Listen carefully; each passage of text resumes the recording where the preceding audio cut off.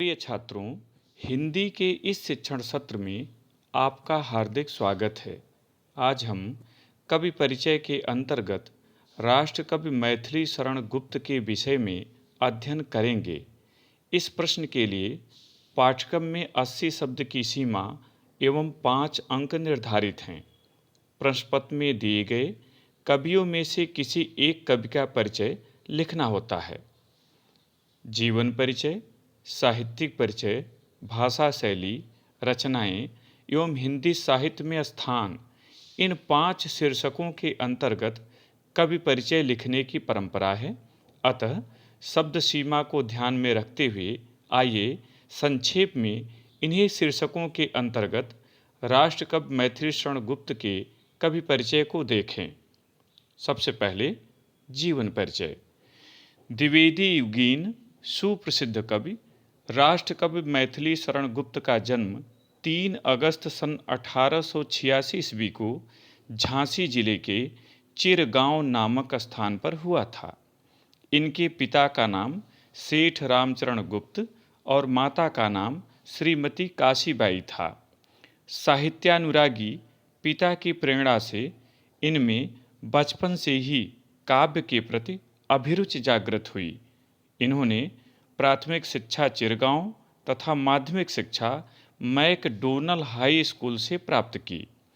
इन्होंने घर पर ही संस्कृत, अंग्रेजी, बांग्ला एवं हिंदी का गहन अध्ययन किया। ये आचार्य महावीर प्रसाद द्विवेदी को अपना गुरु मानते थे। साकेत महाकाव्य पर इन्हें मंगला प्रसाद पारितोषिक पुरस्कार प्राप्त हुआ। भारत सरकार ने इन्हें पद्म भूषण से सम्मानित किया। 12 दिसंबर सन 1964 ईस्वी को माँ भारती का यह सपूत अपार यश प्राप्त कर पंचतत्व में विलीन हो गया। अब साहित्यिक परिचय देखें।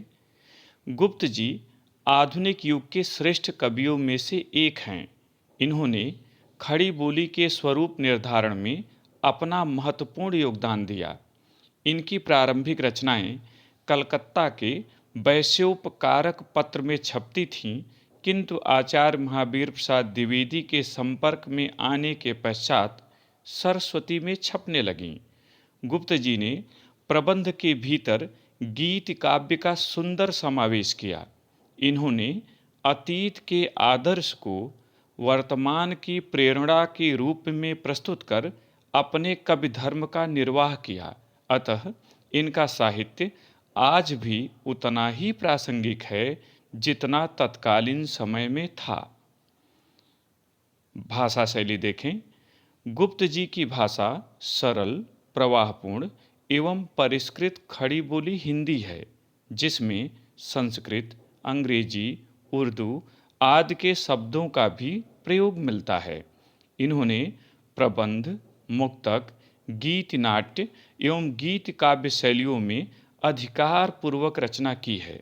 श्रृंगार, वीर, हास्य आदि रसों, उपमा रूपक उत्प्रेक्षा आदि अलंकारों, बरवय, मालिनी, मंदाक्रांता आदि छंदों व लोकोक्तियों तथा मुहावरों के प्रयोग से इनकी भाषा शैली प्रभावोत्पादक बन पड़ी है। यथा पागल सी प्रभु के साथ सभा चिल्लाई, 100 बार धन्य वह एक लाल की माई। रचनाएं देखें। गुप्त जी का रचना संसार अत्यंत विस्तृत है। इन्होंने छोटे बड़े अनेक ग्रंथों की रचना की है, जिनका संक्षिप्त विवरण निम्नलिखित है। पहला महाकाव्य साकेत, श्री रामचरितमानस के बाद राम काव्य परंपरा का दूसरा अद्वितीय ग्रंथ। दूसरा अन्य मौलिक काव्य ग्रंथ भारत भारती, पंचवटी, यशोधरा, जयद्रथ वध, त्रिपथगा, द्वापर, नहुस, झनकार आदि। पद्य रूपक अनघ, तिलोत्तमा एवं चंद्रहास। अनूदित काव्य ग्रंथ प्लासी का युद्ध, मेघनाद वध, वृत्र संहार आदि। हिंदी साहित्य में स्थान देखें। गुप्त जी का हिंदी साहित्य में अद्वितीय स्थान है। हिंदी काव्य को श्रृंगार के कीचड़ से निकालकर उसमें राष्ट्रीय भावों की पुनीत गंगा को प्रवाहित करने का श्रेय गुप्त जी को जाता है। अतः राष्ट्रपिता महात्मा गांधी ने इन्हें राष्ट्र कवि की उपाधि से विभूषित किया। प्रिय छात्रों, मुझे उम्मीद है कि आप इसके आधार पर अपना नोट्स तैयार कर सकेंगे और परीक्षा में अच्छे अंक प्राप्त कर सकेंगे। बहुत बहुत धन्यवाद।